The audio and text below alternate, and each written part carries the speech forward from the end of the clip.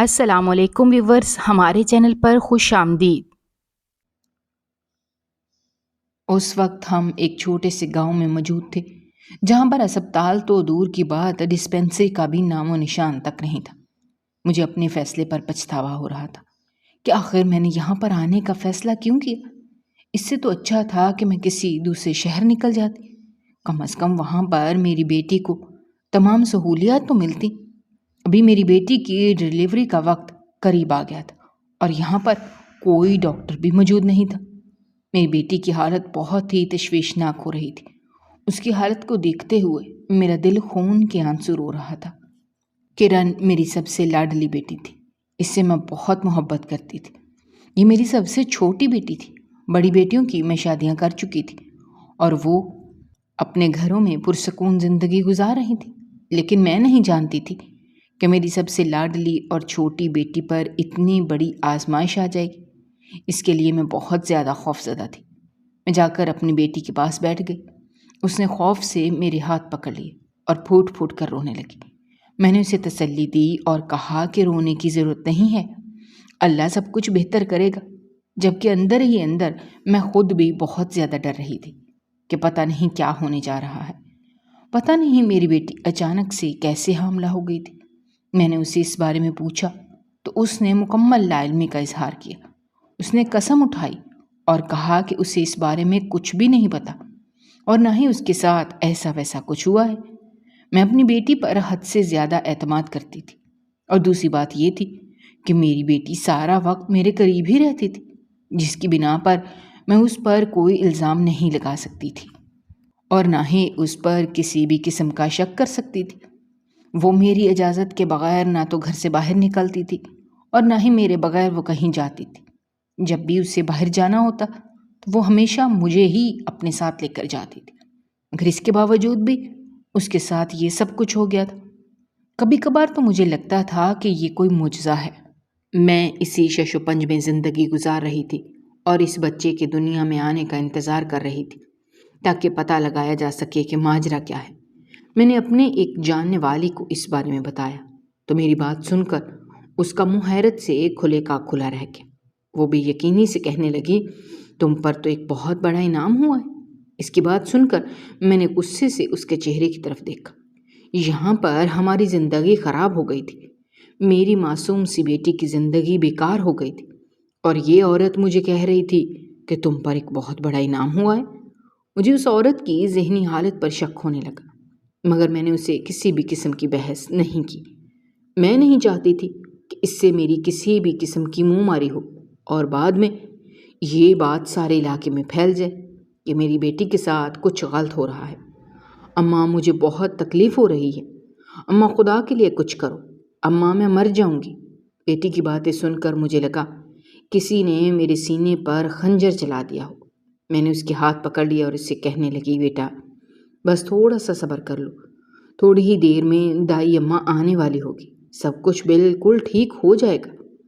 اماں مجھ سے صبر نہیں ہو رہا، مجھے بہت تکلیف ہو رہی ہے، مجھے لگ رہا ہے جیسے میں تھوڑی دیر بعد مر جاؤں گی۔ یہ کہہ کر وہ پھوٹ پھوٹ کر رونے لگی۔ اسے اس طرح سے روتا دیکھ کر میرے بھی آنسو بہہ رہے تھے۔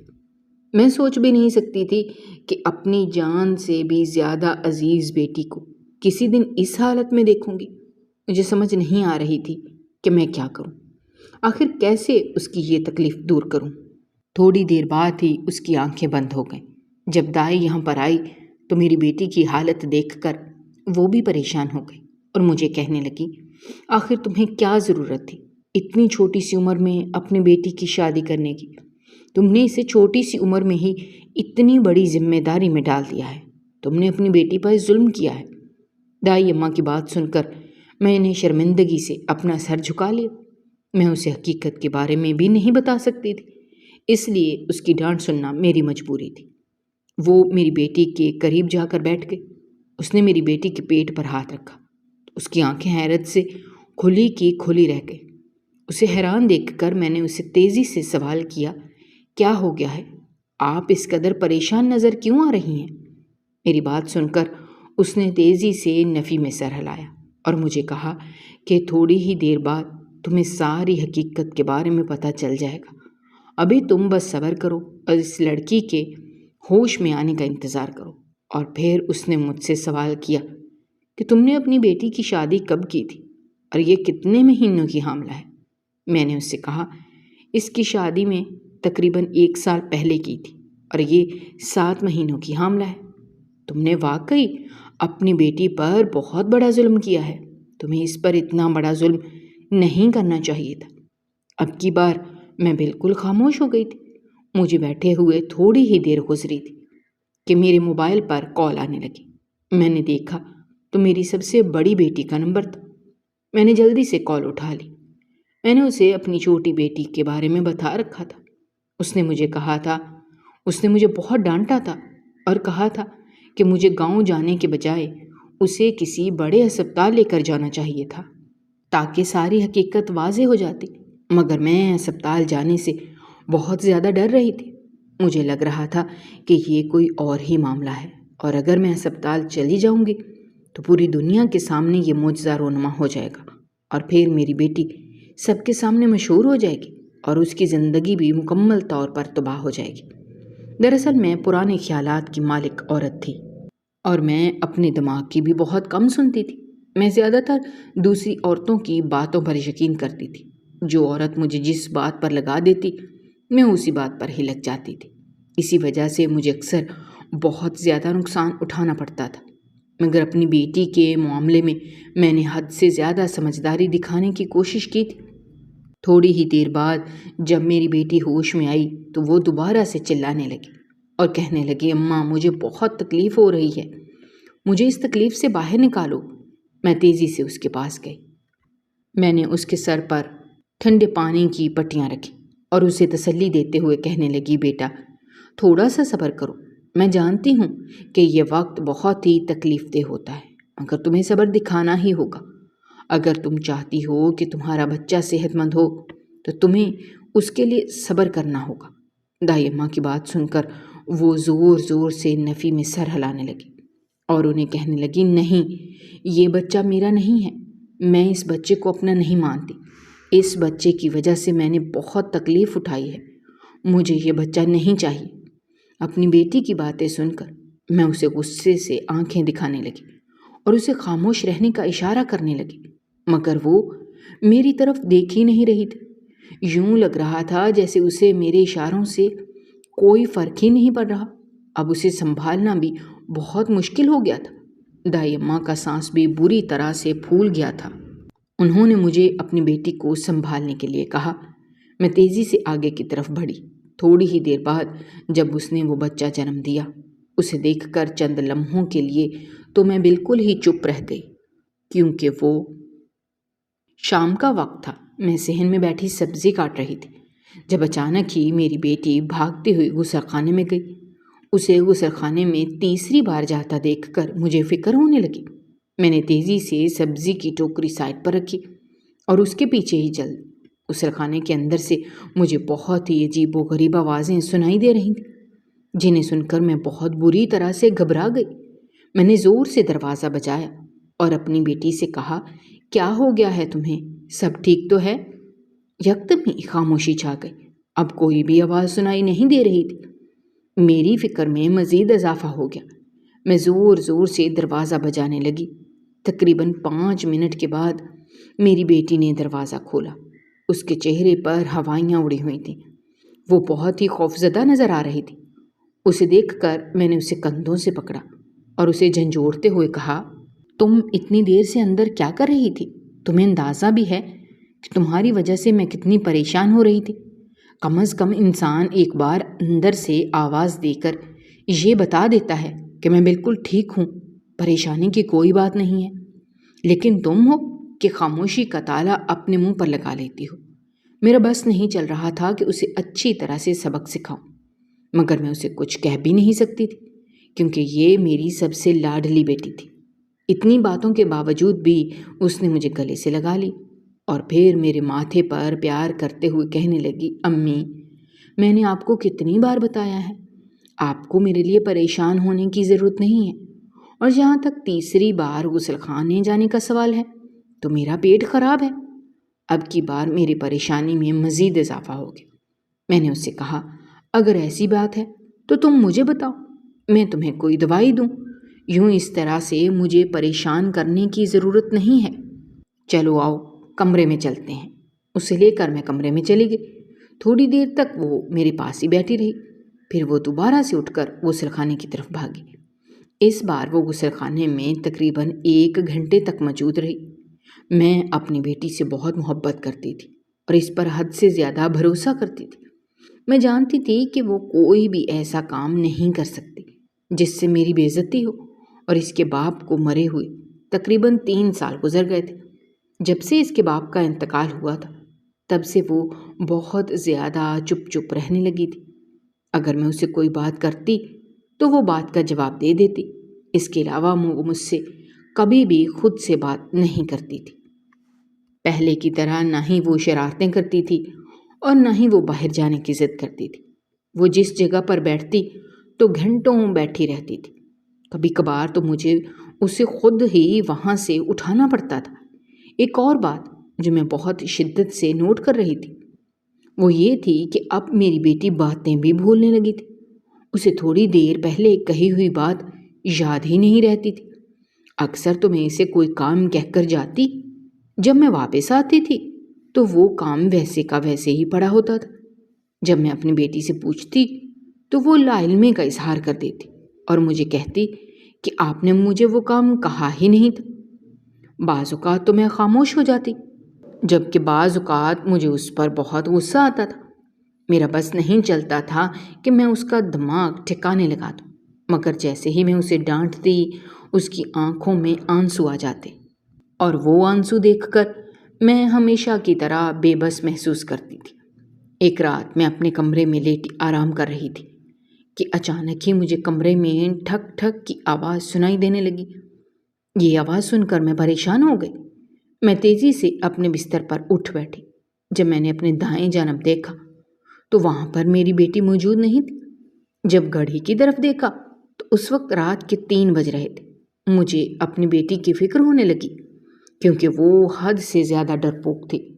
اسے رات کے اندھیرے سے بہت ڈر لگتا تھا۔ میں تیزی سے کمرے سے باہر نکلی اور اسے تلاش کرنے لگی۔ میں یہ بھول چکی تھی کہ وہ آواز مجھے کمرے کے اندر سے سنائی دے رہی تھی۔ میں نے اسے سارے گھر میں ڈھونڈ کر دیکھ لیا مگر وہ مجھے کہیں بھی نہ ملی۔ پھر میں باہر گلی میں نکل آئی۔ ابھی گلی میں کھڑے مجھے تھوڑی ہی دیر گزری تھی جب مجھے 3-4 لڑکوں کی باتیں کرنے کی آواز سنائی دی۔ وہ لوگ میری طرف ہی آ رہے تھے۔ یقیناً وہ چور تھے۔ میں خوف سے گھر کے اندر داخل ہو گئی اور دروازہ اندر سے لاک کر لیا۔ ایک لمحے کے لیے تو میرے دل میں آیا کہ پولیس کو کال کر کے بتا دوں۔ اس سے پہلے کہ میں پولیس کا نمبر ملاتی، اپنے پیچھے مجھے اپنی بیٹی کی آواز سنائی دی، امی آپ اس وقت یہاں پر کیا کر رہی ہیں؟ بیٹی کی آواز سن کر میں تیزی سے پلٹی تو وہ سامنے ہی اپنے چہرے پر حیرت کے تاثرات سجائے میری طرف ہی دیکھ رہی تھی۔ ابھی نہ تو وہ ڈری ڈری لگ رہی تھی اور نہ ہی وہ پریشان لگ رہی تھی، بلکہ وہ بہت ہی نارمل انداز میں مجھ سے پوچھ رہی تھی۔ پہلے پہل تو ایسا ہوتا تھا کہ رات کے وقت وہ کمرے سے باہر ہی نہیں نکلتی تھی، جبکہ ابھی وہ نڈر انداز میں کھڑی تھی۔ میں تیزی سے بھاگتے ہوئے اس کے پاس گئی اور اسے گلے سے لگاتے ہوئے کہا، تم کہاں چلی گئی تھی؟ تمہیں اندازہ بھی ہے کہ میں تمہاری وجہ سے کتنی زیادہ پریشان ہو گئی تھی؟ امی میں نے کہاں جانا تھا، میں تو واش روم میں تھی۔ آپ کو تو پتہ ہے میرا پیٹ خراب ہے، میری طبیعت سنبھلنے کا نام نہیں لے رہی۔ بیٹی کی بات سن کر میں چند لمحوں کے لیے خاموش ہو گئی۔ پھر میں نے اسے تسلی دیتے ہوئے کہا، فکر مت کرو، کل ہی میں تمہیں ڈاکٹر کے پاس لے کر جاؤں گی، مجھے یقین ہے تم ٹھیک ہو جاؤ گی۔ وہ مسکرانے لگی اور کہنے لگی، میں بھی آپ کو کافی عرصے سے یہی کہہ رہی ہوں کہ مجھے ڈاکٹر کے پاس لے کر جائیں، مگر آپ ہمیشہ ہی میری بات ٹال دیتی ہیں۔ وہ بھی غلط نہیں تھی۔ نہ جانے کیوں مجھے ڈاکٹر کے چکر سے شروع سے ہی بہت خوف محسوس ہوتا تھا۔ میرا نہ تو کبھی خود ڈاکٹر کے پاس گئی تھی اور نہ ہی کبھی اپنے بچوں کو لے کر جاتی تھی۔ میں کوشش کرتی تھی کہ ان کا علاج گھر میں ہی ہو جائے، اور میری اس عادت کی وجہ سے اکثر ہی میری اپنے شوہر سے بہت زیادہ لڑائی ہوتی تھی۔ وہ مجھے ڈانٹتا تھا اور کہتا تھا کہ تم اپنی ان عادتوں کی وجہ سے کسی دن اپنے بچوں کے ساتھ بہت بڑی زیادتی کر جاؤ گی۔ لیکن اپنے شوہر کی بات میں ہمیشہ ہی ایک کان سے سن کر دوسرے کان سے نکال دیتی تھی۔ میں نے اگلے دن اسے اسپتال لے کر جانا تھا، لیکن اگلے ہی دن میرے دیور کا بیٹا میرے گھر آ گیا۔ دراصل وہ کچھ دنوں کے لیے ہمارے گھر رہنے کے لیے آیا ہوا تھا۔ وہ بہت ہی شریف اور نیک انسان تھا۔ میں اسی وجہ سے ہی اسے اپنے گھر میں رکھنے کے لیے راضی ہو گئی تھی، کیونکہ وہ دیکھا بھالا تھا۔ وہ خاندان کے باقی لڑکوں کی طرح تیز ترار نہیں تھا، اور نہ ہی وہ لڑکیوں کے چکر میں پھنسنا پسند کرتا تھا۔ میں نے اسے ہمیشہ اپنے کام سے کام رکھتے ہوئے ہی دیکھا تھا۔ گھر میں صرف میں اور میری بیٹی ہی ہوتی تھی، مگر اس کے باوجود بھی میں اسے اپنے گھر میں رکھنے کے لیے تیار ہو گئی تھی، کیونکہ میں جانتی تھی کہ میری بیٹی کو اس شخص سے کسی بھی قسم کا کوئی مسئلہ نہیں ہوگا۔ شام کے وقت بیٹھے ہوئے اپنی بیٹی کے بارے میں ہی سوچ رہی تھی کہ دلاور میرے پاس آیا اور مجھے کہنے لگا، تائی کیا ہو گیا ہے؟ آپ اتنی پریشان نظر کیوں آ رہی ہیں؟ اس کی بات سن کر میں نے ایک گہری سانس لی اور اسے کہا، کیا بتاؤں بیٹا، بس اپنی بچی کی وجہ سے بہت زیادہ پریشان ہوں۔ نہ جانے اسے ایک دم سے کیا ہو گیا ہے، ہر وقت ہی یہ غسل میں گھسی رہتی ہے۔ میری بات سن کر چند لمحوں کے لیے تو وہ خاموش ہو گیا۔ مجھے بھی اپنی غلطی کا احساس ہوا کہ اس طرح کی بات مجھے اس لڑکے کے سامنے نہیں کرنی چاہیے تھی۔ آپ اسے ڈاکٹر کے پاس لے کر کیوں نہیں جاتی؟ اس نے بھی مجھے ڈاکٹر کے پاس جانے کا ہی مشورہ دیا۔ میں نے اسے کہا، بس آج لے کر جانا تھا، لیکن تمہاری وجہ سے رہ گئے۔ اگر آپ مجھے کہیں تو کیا میں اسے ڈاکٹر کے پاس لے کر چلا جاؤں؟ دلاور کی بات سن کر چند لمحوں کے لیے میں نے اس کے چہرے کی طرف دیکھا۔ اس کے چہرے پر کسی بھی قسم کے تاثرات موجود نہیں تھے، بلکہ وہ بہت ہی امید سے مجھ سے پوچھ رہا تھا۔ میں نے نہ چاہتے ہوئے بھی اسے اجازت دے دی اور اپنی بیٹی کو اس کے ساتھ ہی ڈاکٹر کے پاس بھیج دیا۔ جب وہ دونوں واپس آئے تو میری بیٹی کافی خوش نظر آ رہی تھی۔ اپنی بیٹی کو خوش دیکھ کر میں بھی مطمئن ہو گئی۔ جب میں نے دلاور سے بات کی تو اس نے مجھے تسلی دی اور کہا کہ آپ کو فکر مند ہونے کی ضرورت نہیں ہے، بس پیٹ میں تھوڑا سا مسئلہ ہے، چند دنوں کے بعد ٹھیک ہو جائے گا۔ ڈاکٹر نے اسے دوائیاں دی ہیں، مجھے امید ہے کہ یہ جلد ہی صحت یاب ہو جائے گی۔ دلاور کی بات سن کر میرے دل کو بھی تسلی مل گئی تھی، اور کافی دیر سے جو پریشان ہو رہی تھی وہ پریشانی بھی ختم ہو گئی تھی۔ چند دنوں تک تو میری بیٹی بھی ٹھیک رہی، لیکن اس کے بعد دوبارہ سے اس کی حرکتیں شروع ہو گئیں، اور تب تک دلاور بھی یہاں سے جا چکا تھا۔ جب تک دلاور یہاں پر رہا تب تک وہ میری بیٹی کے کافی قریب رہا۔ میں اکثر ہی ان دونوں کو آپس میں باتیں کرتے ہوئے دیکھتی تھی، مگر میں جانتی تھی کہ وہ ایک اچھا انسان ہے۔ وہ میری بیٹی کے ساتھ کبھی بھی کسی بھی قسم کی غلط حرکت نہیں کرے گا، اسی لیے میں نے بھی اسے منع نہیں کیا تھا۔ مجھے اندازہ تھا کہ بہت جلد دلاور میری بیٹی سے شادی کرنے کے لیے تیار ہو جائے گا۔ میری بیٹی بہت غور سے دلاور کی باتیں سنتی تھی۔ اس کے جانے کے بعد وہ ہمیشہ ہی دلاور کا نام لیتی رہتی تھی اور مجھے اس کے قصے سناتی تھی۔ صاف نظر آ گیا تھا کہ وہ اس سے محبت کرنے لگی ہے۔ مجھے بھی اس رشتے میں کسی بھی قسم کا کوئی مسئلہ نہیں تھا۔ وہ لڑکا مجھے بہت زیادہ پسند تھا۔ میں نے اگلی بار جب دلاور سے اس بارے میں بات کی تو میری بات سن کر دلاور چند لمحوں کے لیے خاموش ہو گیا۔ اس کے چہرے پر ایک سایہ سا لہرایا۔ وہ بہت زیادہ خوفزدہ نظر آنے لگا۔ اسے اس قدر خوفزدہ دیکھ کر میں بھی پریشان ہو گئی۔ میں نے اس سے پوچھا کہ کیا ہو گیا ہے؟ کیا تمہیں کسی بھی قسم کا کوئی مسئلہ ہے؟ اس نے تیزی سے نفی میں سر ہلایا اور پھر مجھ سے معذرت کرتے ہوئے کہنے لگا، خالہ جان، مجھے معاف کر دیجیے گا، میں آپ کی بیٹی سے شادی نہیں کر سکتا۔ میرے لیے یہ سب کچھ ممکن نہیں ہے۔ وہ لڑکی ویسی لڑکی نہیں ہے جیسی میں پسند کرتا ہوں، اور نہ ہی وہ ہم لوگوں جیسی ہے۔ اس کی بات سن کر میں نے حیرانگی سے اس کے چہرے کی طرف دیکھا اور اس سے پوچھا کہ تمہاری اس بات کا کیا مطلب ہے کہ وہ ہم جیسی نہیں ہے؟ کیا وہ کوئی اور مخلوق ہے؟ اس نے اس بات کا جواب نہ دیا اور مجھ سے معذرت کر کے وہاں سے اٹھ کر چلا گیا۔ اس کے جانے کے بعد کافی دیر تک میں خاموشی سے بیٹھی رہی اور سوچتی رہی کہ آخر ایسی کون سی وجہ ہو سکتی ہے جو یوں اس نے میری بیٹی سے شادی کرنے سے انکار کر دیا ہے، جبکہ میری بیٹی تو ایک بہت ہی اچھی لڑکی ہے۔ وہ بہت ہی معصوم اور پاک عورت ہے اور کوئی بھی اس سے شادی کرنے کے لیے تیار ہو سکتا ہے۔ کہیں اس کا دل میری بیٹی سے بھر تو نہیں گیا؟ یہ خیال آتے ہی میرا پورا وجود خوف سے کانپ اٹھا۔ میں نے تیزی سے نفی میں سر ہلایا اور خود کو تسلی دیتے ہوئے کہا، نہیں، ایسا نہیں ہو سکتا۔ کون سا اس نے میری بیٹی کے ساتھ زیادہ وقت بتایا ہے؟ نہ ہی ان دونوں کے درمیان اس طرح کی کوئی بات ہوئی ہے کہ جس کی وجہ سے مجھے لگے کہ اس کا دل میری بیٹی سے بھر گیا ہوگا۔ میں بیٹھ کر خود کو تسلیاں دینے لگی۔ جب میرے دل پر بوجھ بڑھنے لگا تو میں نے دوبارہ سے اپنی بیٹی کو پکارا، لیکن ہمیشہ کی طرح وہ غسل خانے میں بیٹھی ہوئی تھی۔ میں اس بار زور زور سے دروازہ بجانے لگی اور اسے باہر نکلنے کا کہنے لگی۔ کافی دیر تک گہری خاموشی چھائی رہی۔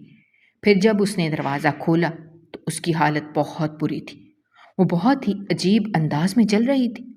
اس نے میرے کندھے پر ہاتھ رکھا اور مجھے کہنے لگی، اماں، مجھ سے اب یہ مزید برداشت نہیں ہو رہا۔ اماں، میری مدد کرو اور مجھے اس تکلیف سے باہر نکالو۔ اپنی بیٹی کی بات سن کر میں پریشان ہو گئی۔ میں نے اس سے کہا، کیا ہوا ہے؟ تمہیں کیا مسئلہ ہے؟ کسی نے کچھ کہا ہے؟ میری بات سن کر وہ بہت تیزی سے نفی میں سر ہلانے لگی۔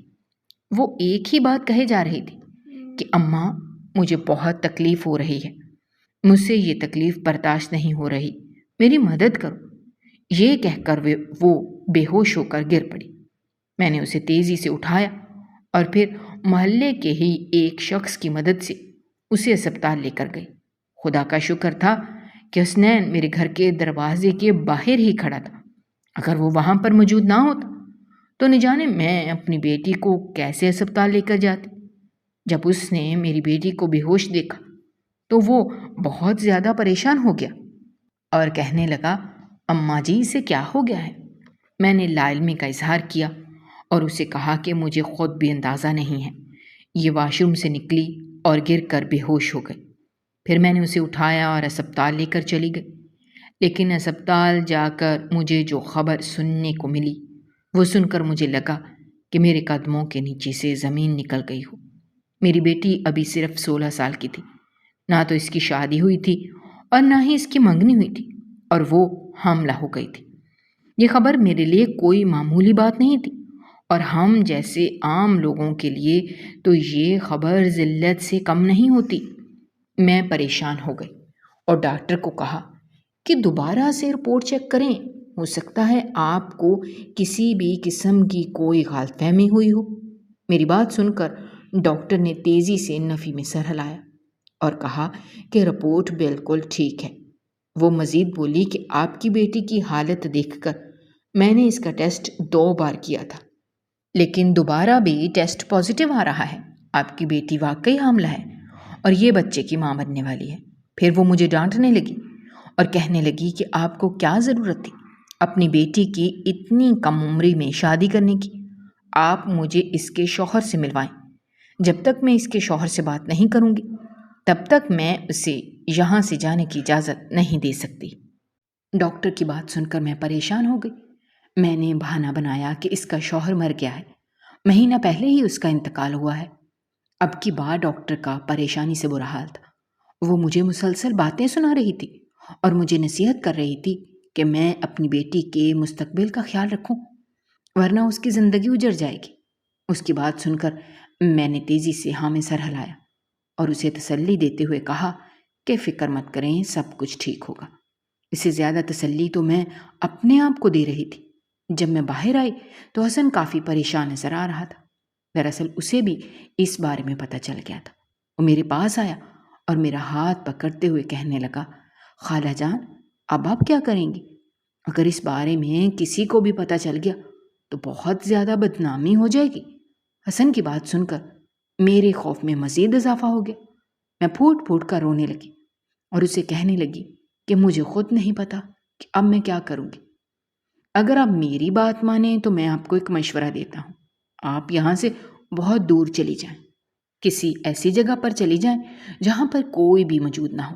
آپ کچھ وقت کے لیے اس زمانے سے دور ہو جائیں اور پھر 3 سال بعد واپس آ جائیے گا.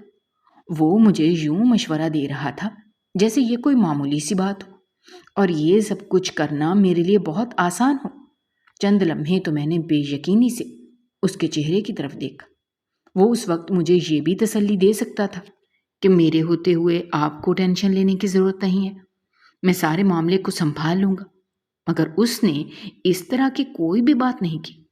وہ میرے جیٹھ کا بیٹا تھا اور میرے جیٹھ کا گھر ہمارے گھر کے بالکل قریب ہی تھا، لیکن ایک دوسرے کے گھر میں آنا جانا نہیں تھا. اس کی سب سے بڑی وجہ یہ تھی کہ میری اپنی جیٹھانی کے ساتھ بالکل بھی نہیں بنتی تھی، کیونکہ وہ ایک بہت بڑی جادوگرنی تھی. اس نے کئی بار مجھ پر بھی جادو کرنے کی کوشش کی تھی.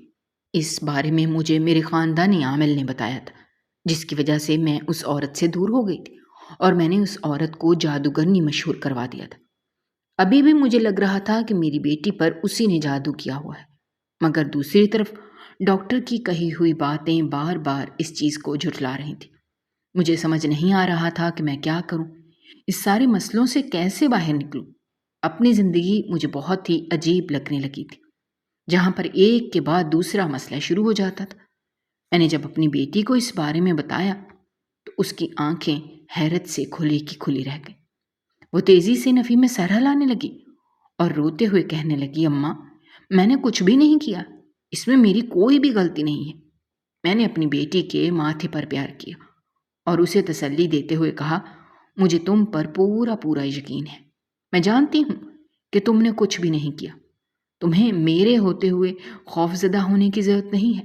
سب کچھ بالکل ٹھیک ہو جائے گا. اس نے کہا کہ میں زمانے کا کیسے سامنا کروں گی اور میں دوبارہ سے اپنی تعلیم کیسے شروع کروں گی.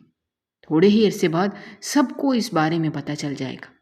لوگ مجھ سے سوال کرنے لگیں گے، میرے کردار پر بات کریں گے. میری زندگی تو تباہ ہو گئی. وہ یکدم ہی ہذیان انداز میں چلانے لگی. میں نے اسے سنبھالنے کی ہر ممکن کوشش کر لی، لیکن وہ میرے قابو میں ہی نہیں آ رہی تھی. ڈاکٹر نے اسے انجیکشن لگا کر بے ہوش کر دیا. اب اس کا پرسکون وجود میرے سامنے پڑا ہوا تھا. میری آنکھوں میں آنسو تھے. اپنے سب سے لاڈلی بیٹی کو دیکھ رہی تھی، جسے پتہ نہیں ایک دم سے کیا ہو گیا تھا. اور پھر تھوڑے ہی عرصے بعد میں اپنی بیٹی کو لے کر ایک چھوٹے سے گاؤں میں آ گئی. جب میں وہاں پر شفٹ ہوئی تب میری بڑی بیٹی نے بہت واویلا مچایا تھا اور مجھے کہا تھا کہ اب مسئلے سے نپٹنے کے بجائے یہاں سے بھاگ رہی ہیں. میں نے اسے کہا کہ یہ سب کچھ میں اپنی بیٹی کے لیے ہی کر رہی ہوں، کیونکہ وہاں پر بہت جلد سب لوگوں کو اس بارے میں پتہ چل جائے گا. اس نے مجھے کہا کہ آپ لوگ یہ بچہ گرا کیوں نہیں دیتے. میں نے توبہ کی اور اسے کہا، کچھ تو خدا کا خوف کرو. یہ تم کس طرح کی باتیں کر رہی ہو؟ اس سب میں اس معصوم بچے کا کیا قصور ہے؟ اماں اگر اس میں اس معصوم بچے کا کوئی قصور نہیں ہے تو اس میں میری بہن کا بھی کوئی قصور نہیں ہے. میں نے اس بار اپنی بڑی بیٹی کے مشورے پر عمل نہیں کیا اور اپنی بیٹی کو لے کر اسی چھوٹے سے گاؤں میں رہنے لگی. وہاں پر ہم دونوں ایک بہت ہی پرسکون زندگی گزارتے تھے. لیکن جیسے جیسے اس کی ڈیلیوری کے دن قریب آتے جا رہے تھے ویسے ویسے وہ بہت زیادہ پریشان اور چڑچڑی ہوتی چلی جا رہی تھی. وہ مجھ سے زیادہ بات نہیں کرتی تھی، بلکہ اب وہ گاؤں کی کسی عورت سے بھی بات نہیں کرتی تھی. ہر وقت اپنے کمرے میں بند رہتی تھی اور روتی رہتی تھی. میں نے اسے گاؤں کی ایک نیک عورت سے تعویذ بنوا کر دیا تھا اور اس کے علاوہ میں اس پر مختلف صورتیں پڑھ کر بھی پھونکتی رہتی تھی. اس بچے کو دیکھ کر سب سے پہلا خیال میرے ذہن میں حسن کا آیا تھا. وہ بالکل حسن کی طرح تھا. اس بچے کو دیکھ کر میری بیٹی پھوٹ پھوٹ کر رونے لگی اور اپنا سر زور زور سے پیٹنے لگی. مجھے یہ بچہ نہیں چاہیے، یہ بچہ جادو کے نتیجے میں پیدا ہوا ہے. مجھے یہ بچہ بالکل بھی نہیں چاہیے. میری بیٹی اونچی اونچی آواز میں چلا رہی تھی اور اپنا سر دائیں بائیں زور زور سے مار رہی تھی. اس کی حالت دیکھ کر میں بہت زیادہ پریشان ہو گئی. پھر میں اسے اسی عامل کے پاس لے کر گئی. وہاں پر جانے کے بعد مجھے اندازہ ہوا کہ حسن کی والدہ کی دشمنی کبھی ختم ہی نہیں ہوئی تھی. وہ ہمیشہ سے مجھ سے نفرت کرتی تھی. میں جو سوچ رہی تھی کہ ہم اس سے الگ ہوئے ہیں تو ہماری اس سے جان چھوٹ گئی ہے، یہ صرف اور صرف میری غلط فہمی تھی. حسن کی ماں نے میری بیٹی پر جادو کر دیا تھا. جس کی وجہ سے میری بیٹی ہوش و حواس سے بیگانہ ہو جاتی تھی۔ مجھے اس بارے میں پتہ ہی نہیں چلتا تھا۔ اس کے بھولنے کی عادت کو میں نے بہت ہی معمولی سمجھا تھا اور کبھی اس پر توجہ ہی نہیں دی تھی، اور میں نے کبھی اس پر توجہ ہی نہیں دی تھی کہ وہ اکیلی ہی گھنٹوں بیٹھی نہ جانے کیا سوچتی رہتی ہے۔ جیسے ہی اس کا جادو ٹوٹا، اسے وہ تمام واقعات یاد آنے لگے۔ دراصل حسن نے اس کے ساتھ زبردستی کی تھی، لیکن پھر اس کی ماں نے سب کچھ ہی بھلا دیا تھا۔ جب میں نے پڑھائی شروع کی تو اس کی حالت بھی بہتر ہونے لگی اور اسے آہستہ آہستہ تمام واقعات یاد آنے لگے۔ میرا بس نہیں چل رہا تھا کہ میں حسن کا حشر نشر کر دوں۔ میں جب شہر واپس گئی تو وہاں پر جا کر مجھ پر ایک اور راز آشکار ہوا۔ میری جٹھانی کا اچانک ہی انتقال ہو گیا تھا۔ نہ جانے اس کے انتقال کی کیا وجہ تھی، مگر میں اچھی طرح سے جانتی تھی کہ اس کا کوئی عمل الٹا ہو گیا ہوگا۔ ویسے بھی جو دوسروں کے ساتھ زیادتی کرتے ہیں وہ کبھی بھی خود خوش نہیں رہ سکتے۔ اب مجھے اپنی بیٹی کی سب سے زیادہ فکر تھی۔ میں ہمیشہ ہی اس کے لیے دعا کرتی رہتی تھی۔ جہاں تک اس بچے کا سوال تھا، وہ بچہ بھی چند گھنٹوں کے بعد فوت ہو گیا تھا۔ اس بچے کے جانے کے بعد میری بیٹی بالکل خاموش ہو گئی تھی۔ ایک دن میں اس کے پاس ہی بیٹھی ہوئی تھی کہ دروازے پر دستک ہوئی۔ تھوڑی دیر بعد ہی حسن گھر کے اندر داخل ہوا۔ اس کی حالت بہت بری تھی۔ وہ بہت شرمندہ نظر آ رہا تھا۔ وہ گھٹنوں کے بل زمین پر بیٹھ گیا اور پھوٹ پھوٹ کر رونے لگا۔ اسے اس طرح سے روتا دیکھ کر میرا دل دکھا، مگر میں فی الحال اس کے ساتھ نرمی نہیں جتا سکتی تھی۔ میں نے اس سے کہا کہ اب تم یہاں پر کیا لینے کے لیے آئے ہو؟ اس نے میرے سامنے ہاتھ جوڑے اور اس سے معافی مانگتے ہوئے کہنے لگا، آپ کی بیٹی کے ساتھ جو کچھ بھی ہوا، میں اس پر بہت زیادہ شرمندہ ہوں۔ میں اپنے گناہوں کا مداوع کرنے کے لیے تیار ہوں۔ میں آپ کی بیٹی سے نکاح کرنے کے لیے تیار ہوں۔